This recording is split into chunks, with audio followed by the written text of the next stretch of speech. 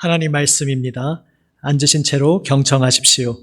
시편 63편 1절에서 7절 말씀입니다. 구약 성경 845면에 있습니다. 구약 성경 845면 시편 63편 1절에서 7절 말씀입니다. 제가 말씀을 받들어 봉독합니다. 63편 구약 성경 845면 시편 63편 1절 제목부터 해서 7절까지 제가 말씀을 읽습니다. 다윗의 시 유다 광야에 있을 때에 하나님이여 주는 나의 하나님이시라. 내가 간절히 주를 찾되 물이 없어 마르고 황폐한 땅에서 내 영혼이 주를 갈망하며 내 육체가 주를 앙모하나이다. 내가 주의 권능과 영광을 보기 위하여 이와 같이 성소에서 주를 바라보았나이다. 주의 인자하심이 생명보다 나음으로 내 입술이 주를 찬양할 것이라. 이러므로 나의 평생에 주를 송축하며 주의 이름으로 말미암아 나의 손을 들리이다. 골수와 기름진 것을 먹음과 같이 나의 영혼이 만족할 것이라. 나의 입이 기쁜 입술로 주를 찬송하되 내가 나의 침상에서 주를 기억하며 새벽에 주의 말씀을 작은 소리로 읊조릴 때에 하오리니 주는 나의 도움이 되셨음이라. 내가 주의 날개 그늘에서 즐겁게 부르리이다. 아멘. 기도하시겠습니다. 살아계신 아버지 하나님, 주님께 예배하는 자리로 함께 모였습니다. 주님, 오직 주님만이 우리의 생명, 우리의 소망 되심을 고백하며 이 시간 눈을 들어 주님을 바라봅니다. 주여, 주님께서 발걸음 이끄셔서 이 예배의 자리로 나온 하나님의 사랑하시는 아들, 딸, 주님 불러주신 주님께서 주님의 은혜의 손길로 붙들어 주시고 예비하신 생명 말씀을 들려주시옵소서. 세우신 말씀의 종을 붙들어 주시어 아버지의 말씀을 담대하게 순전하게 잘 전하게 하여 주시옵소서. 주여, 사랑하여 불러주신 아들, 딸에게 생명 말씀 들려주실 때에 성령님 주장하시어 그 마음을 심령을 주님 은혜로 기쁨으로 평강으로 충만케 하여 주시옵소서. 우리 구주 예수님 이름으로 기도드립니다. 아멘. 할렐루야. 아멘. 오늘 특별히 11월 셋째 주 2부 예배는 우리 교회 청년들 모두 함께 한자리에 또 오랜만에 모여서 특별히 예배하는 주간으로 작정하였고 또 이렇게 알려드렸습니다. 오늘 이 자리에 오신 모든 청년 여러분 그리고 모든 성도 여러분 주님의 이름으로 환영합니다. 오늘 시편 63편은 제목과 같이 다윗의 시입니다. 물이 없어 마르고 황폐한 땅, 유다 광야에서 고백한 시입니다. 유다 광야는 실제로도 물이 없어 마르고 황폐한 땅이었습니다. 하지만 여기서 다윗이 물이 없어 마르고 황폐한 땅이라고 말할 때는 정말 그 지형만을 말하는 것이 아니라 그의 지금 영적인, 사회적인 모든 상황을 가리키는 말이었습니다. 그는 자기의 상관이라고 할 수 있는 사울 왕으로부터 쫓겨다니는 신세였습니다.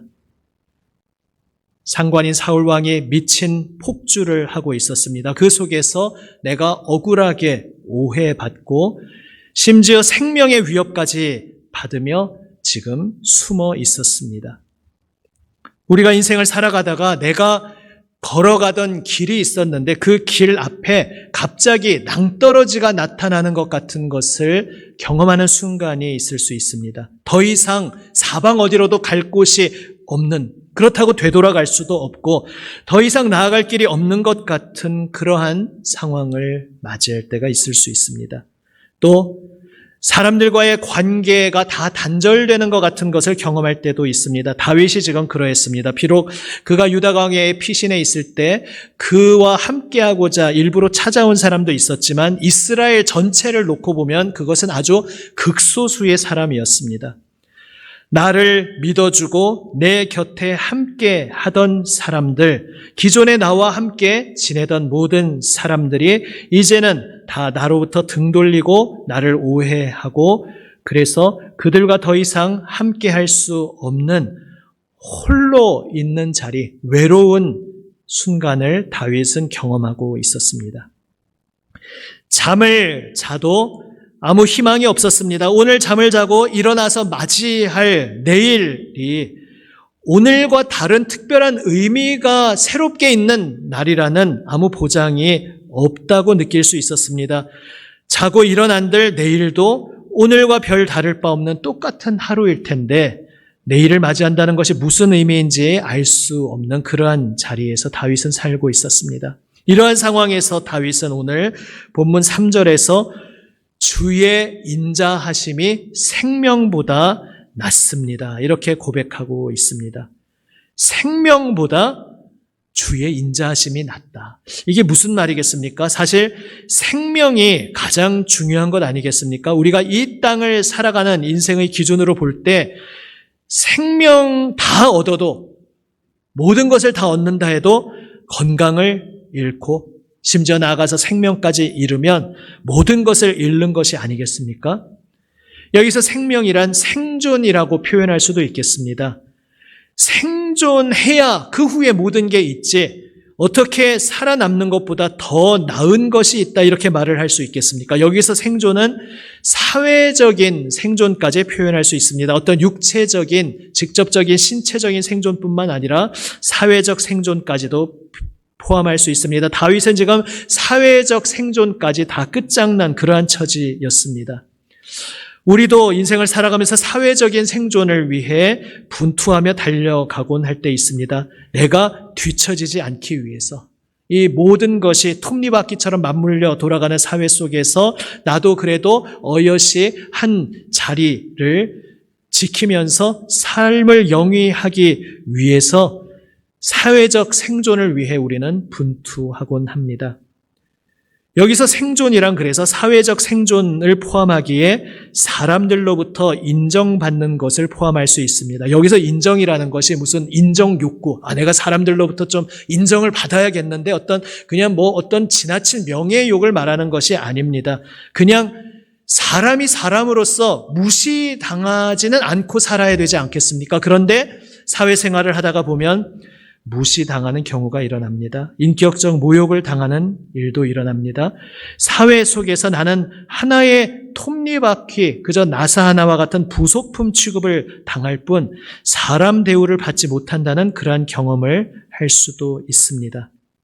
결국 생존, 생명이라는 것은 이러한 모든 괴로움, 무슨 인정을 대단하게 받는 것이 아니라 그냥 아예 간섭을 안 하면 좋겠다. 나에게 공격 안 하면 좋겠다. 그냥 나를 좀 내버려 두면 좋겠다. 이러한 것을 포함해서 무시당하거나 공격당하거나 그렇게 홀로 외롭게 모두로부터 오해받는 이러한 모든 괴로움에서 벗어나서 사람들과 잘 지내며 살든지 아니면 최소한 건드림 당함 없이 그냥 나 혼자 조용히 살든지 사람답게 살고 싶다는 것이 생명, 생존이라는 이 단어 안에 들어있는 다양한 의미입니다.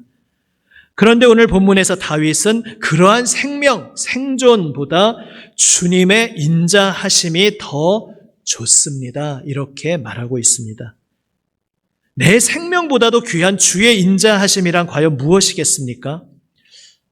지금 이 자리에 계시는 여러분은 내 인생에서 가장 소중한 것이 무엇인지 하나를 써보라, 세 가지를 써보라 한다면 무엇을 적을 것 같으십니까? 우리가 일반적으로 이 세상을 살아갈 때 생존을 소중히 여기는 이유가 있습니다. 우리는 지금 예수 믿는다는 기본 전제로 이 자리에 나와 있을지 모릅니다. 하지만 그냥 전체적인 일반 사회로 확장해서 생각해 보겠습니다.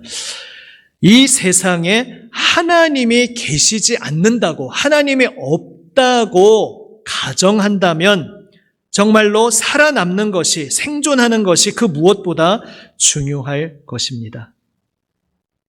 살아남아야 그 다음에 모든 게 있지 않겠습니까? 그런데 그러다 보면 결국은 그 함정에 나 자신이 빠지게 됩니다. 생존하기 위해서 어떤 수단 방법을 가리지 않고 결국은 생존을 붙잡고자 하는데 그 생존을 붙잡으려고 해도 붙잡히지도 않을 뿐만 아니라 간신히 붙잡은들 그 붙잡은 것이 붙잡고 보니 내 마음을, 영혼을 충만하게 채워주는 어떤 의미 있는 것이 아니고 그저 허망하고 허탈한 것뿐이로구나, 이러한 것을 우리는 경험하는 일이 많습니다.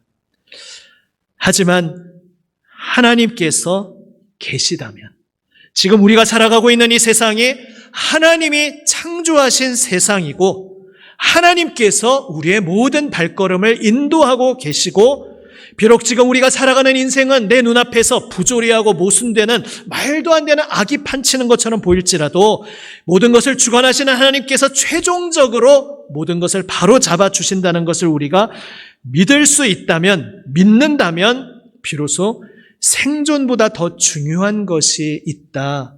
바로 그 자리로 우리는 나아갈 수 있습니다. 생존보다 더 중요한 것은 바로 주님을 아는 것입니다. 주님을 만나는 것입니다. 주님 손에 내 인생이 붙들려 있음을 아는 것입니다. 주님과 함께 걸어가는 것입니다. 왜 그렇습니까?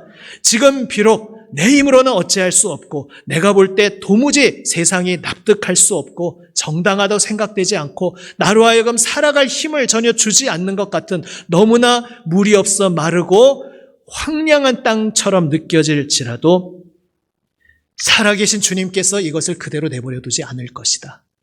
살아계신 주님께서 내 인생을 이대로 내버려 두지 않을 것이다. 내 인생은 주님 손에 붙들려 있다. 이것을 우리가 안다면, 그렇다면 생존보다 우리는 주님을 만나고 주님의 뜻을 깨닫고 주님과 날마다 교제하는 것이 내 인생에서 가장 소중한 핵심 정수라는 것을 고백하게 될 것입니다. 성경이 바로 이것을 말씀하고 있습니다. 성경은 역설적으로 하나님이 계시다고 말하기 위한 책인 것 같은데 막상 성경을 펼쳐보면 정작 그 속에 등장하는 사람들의 이야기는 하나님이 계시지 않는 것 같은 혹독한, 너무나 각박한 환경 속에서 그런데 보이지 않는 하나님, 당장 느껴지지 않는 하나님을 나의 소망으로 삼고 그 주님께 모든 것을 맡겼더니 결국은 주님께서 이렇게 그분의 살아계심을 나타내시더라, 이러한 역설적인 이야기가 담겨 있습니다. 바로 이 성경에서 말씀하는 바를 오늘도 우리는 삶에서 체험하고 있습니다. 내가 하나님을 믿고 기도했더니 바로바로 내가 원하는 대로 모든 삶이 잘 풀린다면 사실 좀 너무 과격한 이야기일지 모르겠지만 성경책이 우리에게 필요 없을 수도 있습니다. 내가 하나님 믿었더니 믿은 대로 모든 게 잘 되네, 그러면은 의심할 바 없이 매일매일 힘을 얻어 살아가지 않겠습니까? 그런데 하나님께서 왜 우리에게 성경을 주셨습니까? 성경에 등장하는 인물들에게 왜 하나님께서 자신을 나타내시며 찾아와 말씀해 주십니까? 우리가 살고 있는 삶의 현실이 살아계신 하나님이 보이지 않는 것처럼 느껴지는 세상이기 때문입니다. 그러나 그러한 세상 속에서 하나님은 여전히 살아계시고 하나님은 여전히 내 인생을 붙들고 계시고 하나님께서는 마침내 모든 것을 바로잡아 주실 것을 믿느냐, 이것을 우리에게 질문하고 있는 것이 성경입니다. 그 핵심, 클라이막스 정수가 바로 우리 기독교의 핵심인 십자가입니다. 십자가를 그저 차가운 사람의 관점으로만 보면 고결하고 아름답게 살아갔지만 마지막은 허망하게 매달려 사형당한, 세상식으로 말하면 실패한 한 사람의 스토리가 십자가의 이야기일 수 있습니다. 하지만 거기에 그치지 않기에 우리에게 성경이 주어진 것입니다. 예수님을 따르던 제자들, 그들조차도 상상하지도 못했던, 요만큼 꿈도 꾸지 못했던 놀라운 일을 경험하게 됩니다. 그 죽으신 예수님께서 부활 승리하셔서 자신들에게 찾아와 주시는 것을 제자들은 경험하게 됩니다. 바로 여기에서 기독교 신앙, 우리가 믿는 예수님을 믿고 그 예수님의 보혈 은혜로 하나님 앞에 나아가는 우리 신앙의 핵심이 있습니다. 우리가 이 세상을 살아가면서 나의 가정에서, 일터에서, 모든 삶의 자리에서 우리는 예수님께서 십자가에 달려 죽으시는 그 현장을 경험합니다. 인간의 차가운 눈으로 보면 이 세상이 얼마나 악한지, 얼마나 부조리한지, 얼마나 모순 덩어리인지, 이 세상이 악으로 가득 차 있는지를 결정적으로 보여주는 것이 예수님 같은 분이 십자가에 매달려 죽는 그 현장이었습니다. 그러나 하나님은 말씀하십니다. 하나님의 권능으로 그 죽으신 예수님, 죄 없으신 분임을 우리에게 입증하시며 부활 승리케 하셨고, 그래서 부활 승리하신 그분이 사실은 우리와 같은 인간으로 우리의 구원을 위해 찾아오신 하나님의 유일하신 독생자 외아들이었음을 우리는 그분의 부활 앞에서 비로소 깨닫게 되었습니다. 바로 이것이 우리가 예수 믿고 살아간다는 의미입니다. 2주 전부터 이 예배의 시간을 통해서 믿음이 무엇인지 나누었습니다. 2주 전에는 혈루증 걸려서 12해 동안 어디에서도 치유받을 수 없어 불치병으로 고생하던 여인이 그저 예수님 옷자락만 만져도 나을 것이다. 이 믿음으로 나와 옷자락을 만졌더니 나았더라라는 그 장면을 나누었습니다. 그게 우리의 믿음이 가장 기본적으로 무엇인지 단적으로 보여주는 장면입니다. 우리의 믿음은 내가 하나님 앞에서 잘 믿어서, 하나님 앞에서 훌륭하게 잘 믿어서 하나님으로부터 무언가 대가를 받고 칭찬을 받고 상을 받는다는 그런 이야기가 아닙니다. 우리가 예수님 믿고 하나님 믿는다는 것은 그 여인처럼 나 스스로는 아무 해결책이 없는데, 이 세상에서는 아무 답이 없는데 주님만이 나의 해답이 되십니다. 내가 주님께 나아가기만 하면, 내가 주님의 은혜를 받을 아무 자격도 없는데 그야말로 은혜, 거저주시는 선물로 주님의 자비와 긍휼이 나를 감싸 안아 주실 것이기에 나는 자격 없는 빈손 들고 그저 나아가 주님 옷자락만 만지겠습니다. 나아가는 것이 바로 우리 기독교에서 말하는 믿음입니다. 나를 위해 이미 구원을 이루신 예수님, 나를 위해 십자가에서 보혈을 흘리신 그 예수님께서 나의 죄를 씻어주시고 나의 모든 것을 새롭게 하여 주셨음을 믿기에, 주님, 저는 아무것도 아니지만 제가 주님 앞에 나아가면 주님 저를 두 팔 벌려 끌어안아 환영해 주실 줄 믿습니다. 이렇게 빈손 들고 나아가는 것이 바로 우리의 믿음인 것입니다. 주님께서 우리를 그 놀라운 믿음의 자리로 불러주셨습니다. 하나님이 계시지 않다면 생존 살아남는 것이 우리의 최종 목표가 되겠고, 그것을 위해서 우리가 어떤 삶을, 수단 방법을 가리지 않는 삶을 살아야 하겠지만, 그러나 하나님이 살아계심을 믿는다면, 비록 우리가 살아가는 이 메마른 황량한 광야에서 하나님이 살아계심이 실감되지 않는다 해도 이미 십자가로 분명하게 우리에게 보여주신, 십자가와 부활로 분명하게 보여주신 그 예수님이 나의 하나님이심을 믿고 그 하나님이 나의 삶을 붙들고 계심을 믿는다면 우리는 이제 주님, 제가 살아남는 것보다 저는 주님을 만나는 것이 가장 소중합니다. 주여 저를 오늘도 만나 주옵소서. 주여 오늘도 저에게 말씀하여 주옵소서. 주님, 저의 모든 인생의 발걸음 한 걸음 한 걸음 주님께서 제 손 붙잡고 저와 함께 동행하여 주옵소서. 우리는 고백하게 됩니다. 그래서 오늘 시편 고백을 통해 믿음이 무엇인지 우리는 이렇게 표현할 수 있습니다. 주님이 계셔서 참 다행입니다. 다행이라는 말이 사실 꼭 기독교적인 단어는 아닐 수 있습니다. 하지만 우리가 잘 쓰는 표현을 이용해서 이렇게 표현할 수 있겠습니다. 주님이 계셔서 정말 다행입니다. 주님이 계셔서 제가 행복합니다. 주님이 계신 것이 제가 살아가는 이유입니다. 더 짧게 줄여서 주님이 계셔서 살만 납니다. 이렇게 고백하는 것이 바로 믿음의 의미입니다. 주님의 사랑받고 있는 여러분, 제가 지금 뭐라고 여러분을 불렀습니까? 주님의 사랑받고 있는 여러분. 이것은 저의 망상이나 공상이나 믿고 싶어 하는 그러한 소망이 아니라 성경이, 하나님의 말씀이 여러분에게 분명히 말씀하고 있는 확실한 소망의 말씀입니다. 그래서 저는 담대히 말씀드립니다. 주님의 사랑받는 여러분, 주님께서 우리의 인생을 붙들고 계시다는 것을 기억하시기를 바랍니다. 나로서는 한치 앞을 알 수 없고 물이 없어 마르고 황량한 땅 같은 그 인생을 걸어가고 내 인생 앞에 낭떠러지로 모든 길이 끊어진 것처럼 보이는 그 순간에도, 그 광야에서 다윗이 고백한 것처럼 주님을 향하여 나의 손을 듭니다. 우리는 오직 주님을 바라볼 수 있습니다. 우리가 손을 드는 이유가 여러 가지가 있을 수 있습니다. 이렇게 손을 들 수도 있고요. 이렇게 손을 들 수도 있고, 이렇게 손을 들 수도 있습니다. 여러 가지 손을 드는 이유가 있습니다. 그렇지만 이 말씀에서 손을 든다는 것은 무엇입니까? 내가 주님을 향해 손을 든다는 것입니다. 무슨 이야기입니까? 주님, 제가 정말 이 세상 속에서 좀 이렇게 표현해 보겠습니다. 욕만 나왔습니다. 내가 정말 이 세상을 살아가면서 살만 나지 않았습니다. 이 세상에서 도대체 내가 왜 살아야 하는지 모르겠습니다. 이 세상을 바라보면서 정말 그냥 다 때려 부수고 싶었습니다. 다 그러시다는 것이 아니라 다양한 우리가 많은 것을 느낄 수 있었을 것입니다. 그러한 가운데 하지만 나에게 십자가와 부활로 먼저 다가와 주신 주님 앞에서 우리는 비로소 손을 들게 됩니다. 여기서 손을 든다는 것이 무슨 의미입니까? 주님, 내 힘으로 아등바등 이를 갈며 이를 악물며 살아보고자 했는데 거기에는 쓰라림과 상처와 허망함 뿐이었습니다. 아픔과 눈물 뿐이었습니다. 하지만 나를 사랑하신 하나님께서 나를 위해 예수님을 보내주셨고 그 예수님께서는 오늘도 빈손 들고 나아오는 나를 두 팔 벌려 맞아주시는 분이심을 저는 알게 되었습니다. 주님께서 나를 위해 십자가에서 생명 내어주셨고 오늘 나의 생명 되어주시기 위해 나에게 찾아오셨음을 제가 믿습니다 고백하면서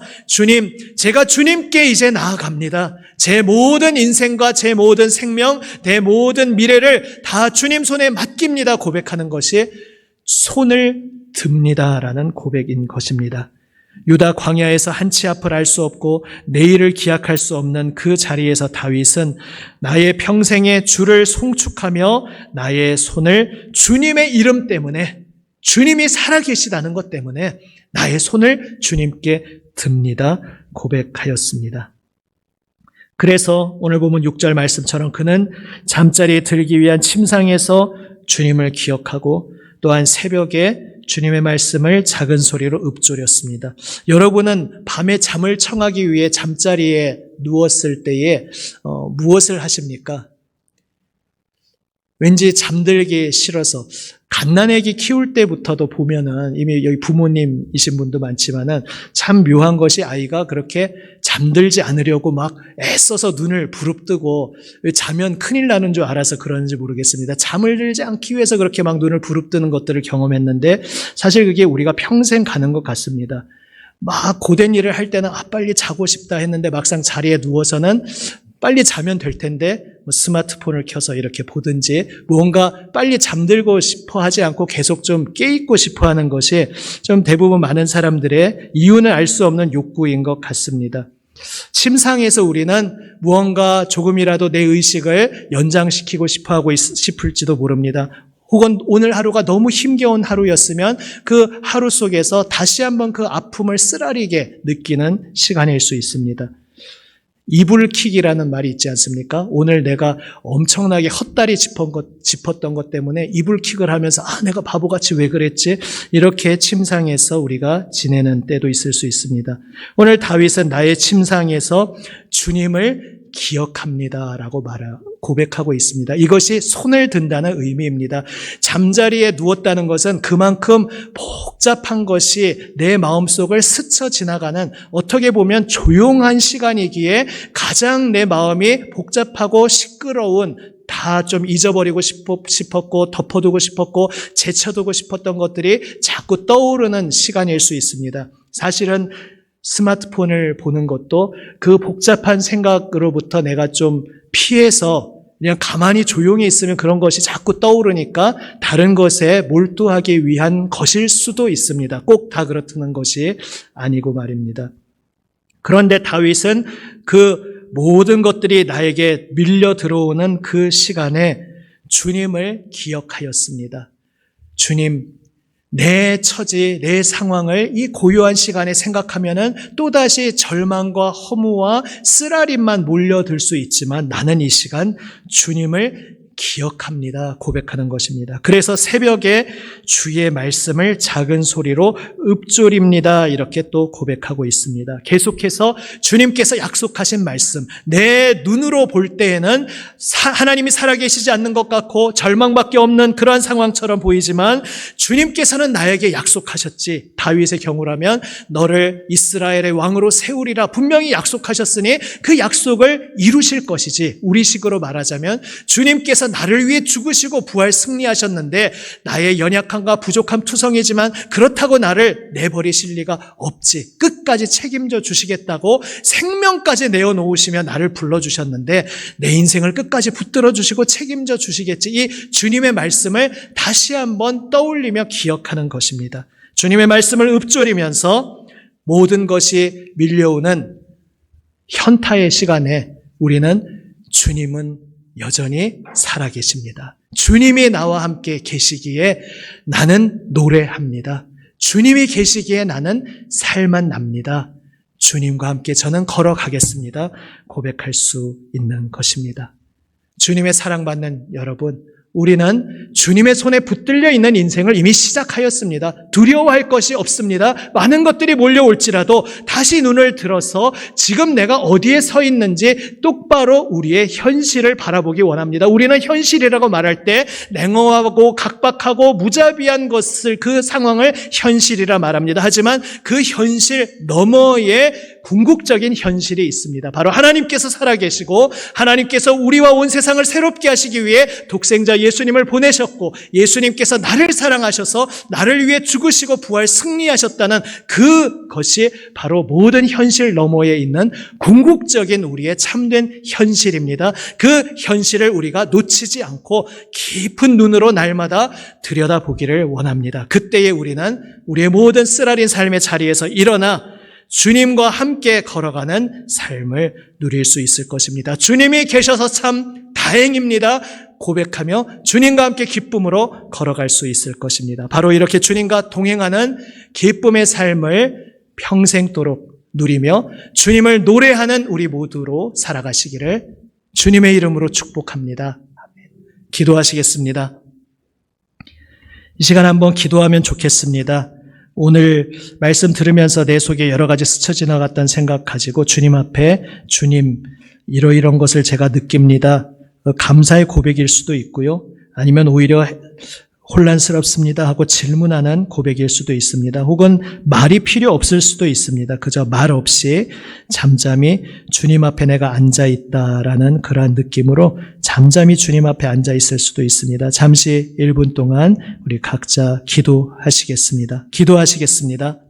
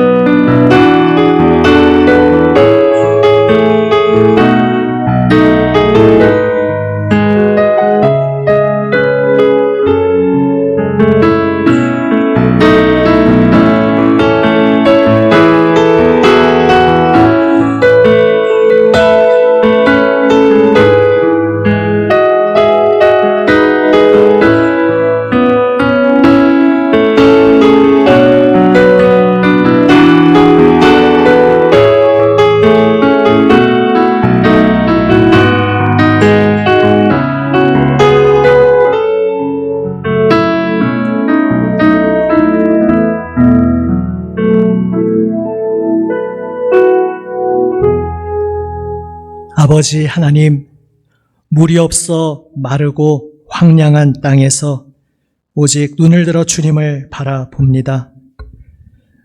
나의 생존 생명보다 주님의 인자하심이, 내 인생을 붙들고 계시는 주님의 손길이 나에게 가장 소중한 것임을 오늘 다시 한번 떠올리며 기억합니다. 주님, 우리의 손을 들고 주님 앞에 나아갑니다.